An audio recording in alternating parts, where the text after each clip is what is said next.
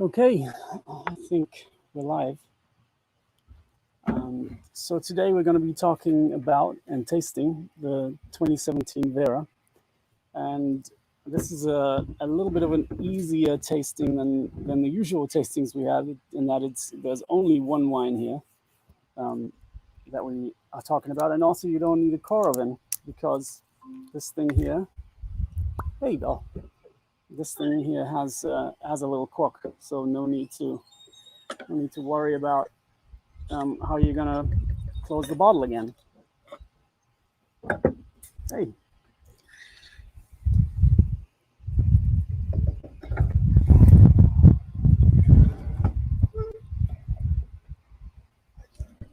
so I'm just gonna sip this as we go along, and as I tell you about in general what this wine is about, and what the wine that it resembles is about. So I'm going to share my screen with you.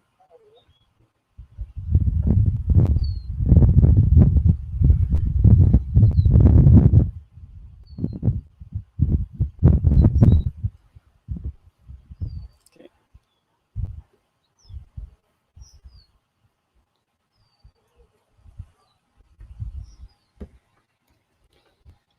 So I'll tell you a little bit about what port is in general, and then how it's made, and what is special about ours. Port is a fortified wine. In other words, a wine that is that has some brandy or some spirits added to it. It's a dessert wine, so it's sweet. There are many dessert wines, sherry with Madeira, all of those would count as dessert wines. Port is a as a particularly strong history and its own style, and has an incredibly rich history. It is obviously a wine of Portugal. It's made the grapes are grown in the Douro Valley. That's a river that runs basically due east to west. This is a map of the see that green area there at the bottom of the green area, close to the ocean. That's Porto. That's the city where this wine has traditionally been stored and shipped to other areas of the country, and other areas of the world, rather, particularly to England. And to the right of that, to due east, is the Douro Valley, and that's a purple area. Yeah, someone wants in, right? Yeah, I'm gonna let someone else in here. 1 second.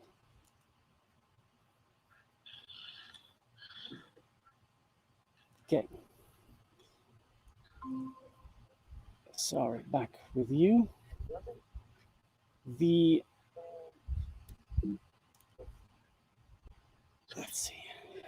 So where were we here?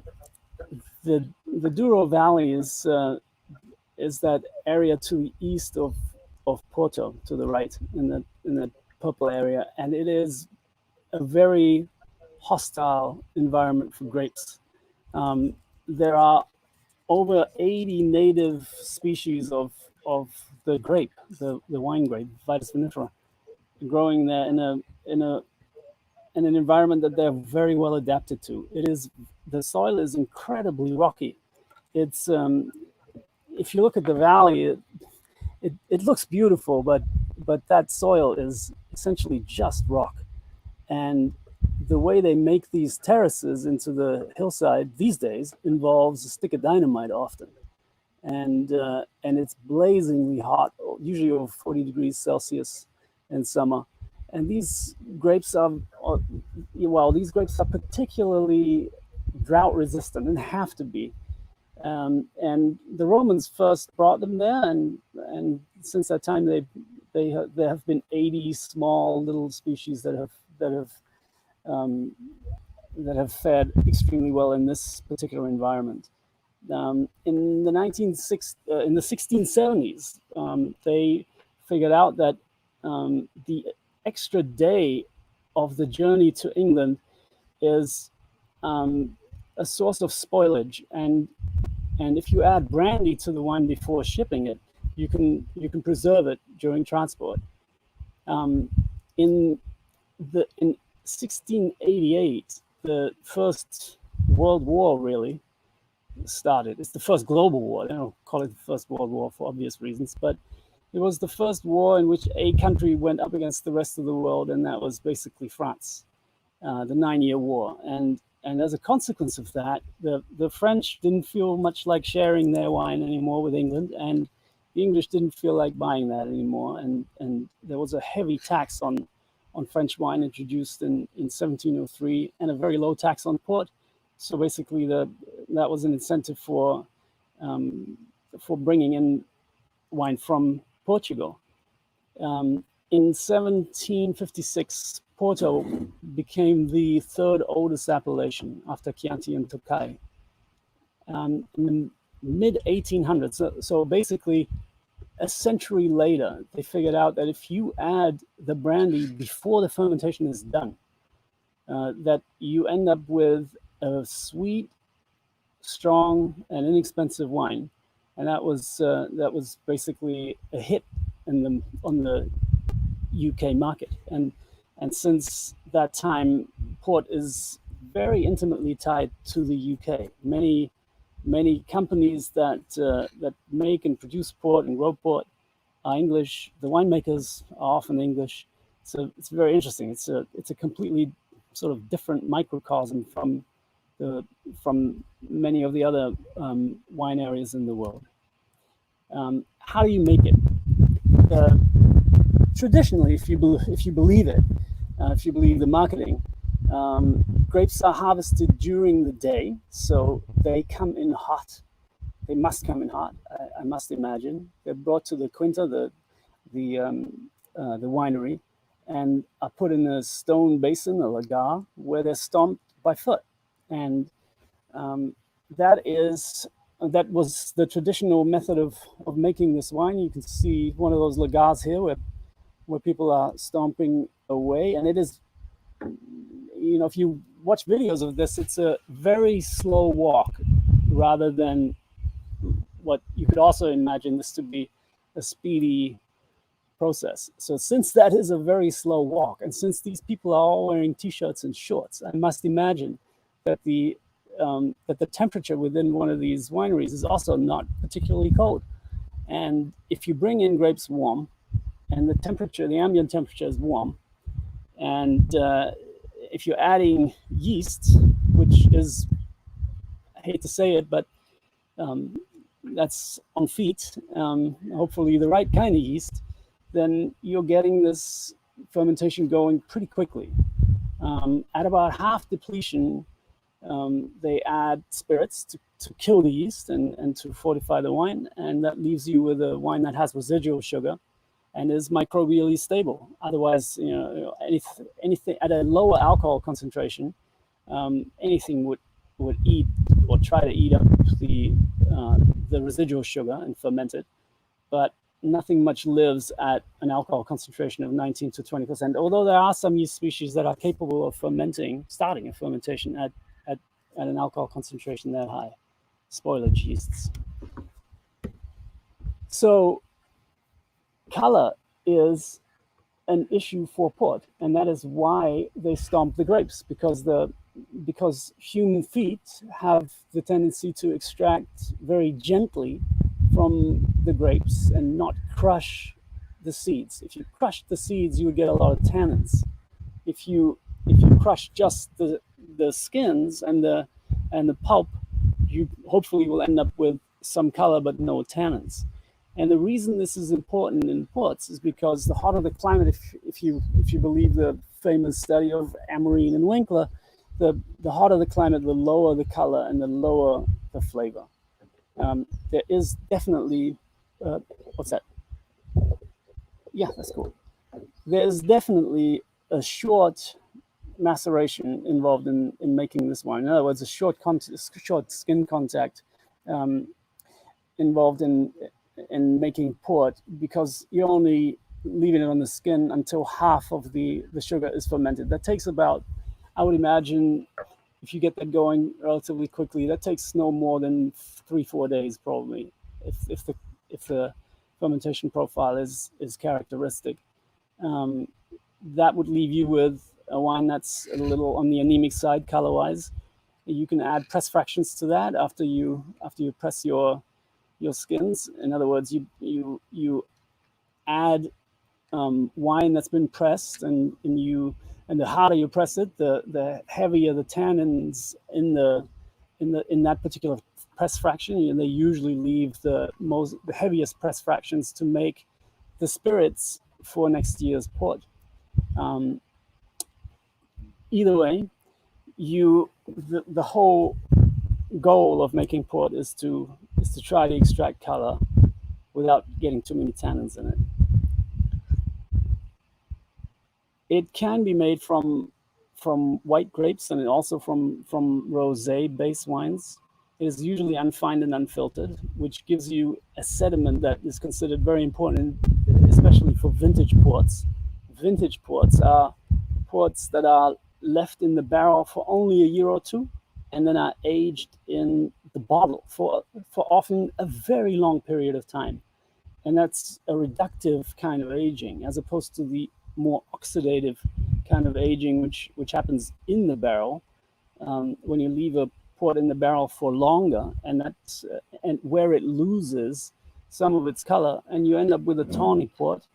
And there's many other types of ports. I'm doing, and this is sort of a vast oversimplification of what's out there in terms of the range of ports there are. And the fruits versus nuts analogy of oxidative versus reductive aging is also a vast oversimplification. There's a very high complexity of substances in port that are brought up by bottle aging for years and years, and the substances, the phenolic compounds that arise in the bottle are known to a certain degree, but there's still a lot of things we have no idea about when it comes, in particular, when it comes to port.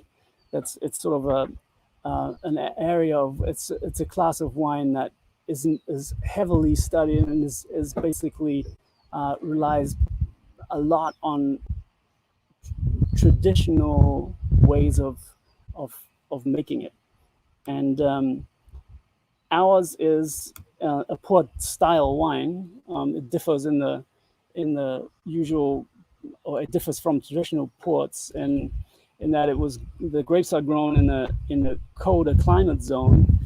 We are in climate zone 3, which gives our grapes a little bit more color and more flavor, if you believe that.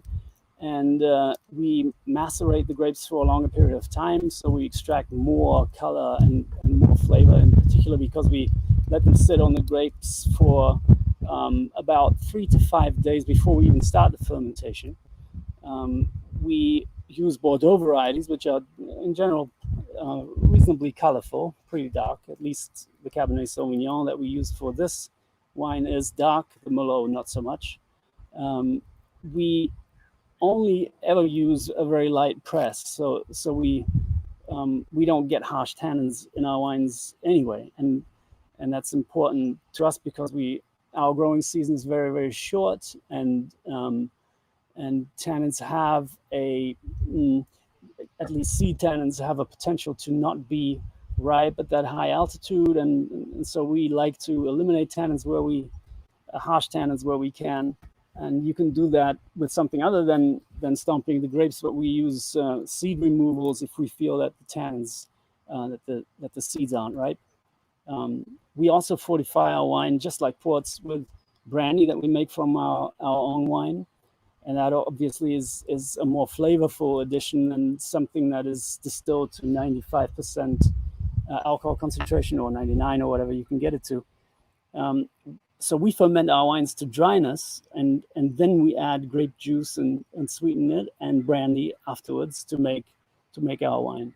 And we obviously don't stomp it because we have the equipment to achieve every goal mechanically without this traditional method. And I don't diss it. It obviously has evolved over centuries, or or longer, and it works. And whatever works is fine. It's just that we would not choose to make our wine that way. Jake is the guy that made it. Jake's the guy that first asked me, "Hey, can I make a port?" And I said, "Sure. That's I love port. Go ahead." And he had seen one being made, and so this one he had seen wine being made. So this one he just basically ran with it and made what I think is a lovely port. He named it after a friend of his who he served with. Vera was a veteran who in Afghanistan saved a lot of people's lives one night when they got under fire, and he basically organized a counter-strike, if you will, got a lot of people out there and got shot in the process, and is paralyzed from the waist down, I think. He had also previously been sort of he had shown a lot of interest in the local people there, and has sort of was an exemplary guy, and the name just honors him. We aged our wine with headspace. Basically, we don't top the port up like we would any other wines. We don't have to worry about it because nothing grows in it, and the oxidative aging brings out a nutty flavor, as you can taste now. It is also unfined and unfiltered, just like a port would be, and its residual sugar is 8 bricks basically. And it has, and this is a curious feature of our port, it has 23% alcohol by volume. Now, the fact that it has 23% alcohol by volume is due to a lab error. Jay calculated out the volume of brandy that would be required to get it from its baseline of 15.1 to 19.5. That's what we targeted. And we sent that to a lab in Napa and to confirm that we did that right. And the lab said, you've got 15.8% alcohol in there. So I thought, that's impossible. That's got to be a lab error. And Jake called the lab and said, can you repeat that? And the lab did, and they said, repeat it. It's 15.8%. So he assumed he must have made an error. And he added more brandy to it to get to 19.5%. And then, with some residual doubt remaining about the lab that we sent this to originally, we sent it to another lab, to one in Sonoma. And they now confirmed that the 2 additions of brandy resulted in a 23.2% really alcohol concentration. Well, we tasted it and we thought it doesn't need anything else. And people that we have talked to think so too, that you shouldn't mess with this. You shouldn't try to dilute this down any further. It's a little on the strong side. So it's basically trouble in a bottle. We have learned that we can't always believe even a certified lab. This lab that we sent our alcohol to is certified by the TTB to give you accurate alcohol concentrations. And I don't buy it anymore. We do all of our alcohol testing in-house these days. We don't think we've had any trouble with it. We don't think we've had any erroneous results since then. That is basically the long and short of it for today. The next sipping series is going to be in 2 weeks, where we are going to have a much more complicated tasting, and that's a blind tasting of a vertical, the 2013 to 2016 Coyotes Reserve. And that's going to be, because it's a blind tasting, it's going to be earlier. It takes longer. It takes about, last time it took us 45, 55 minutes. We started at 4 to give us some room. Last time we tasted 3 wines. Next time it's going to be 4. Might take a little bit longer. So we'll start it at 4 next time. Thanks for joining, Bell. Okay. That's some good history. I really enjoyed that history. I didn't know how Fort was made. That was pretty cool. Yeah. Amazing. I think it's good to have these recordings because Yeah. they're in Facebook and people could always Yes. watch them.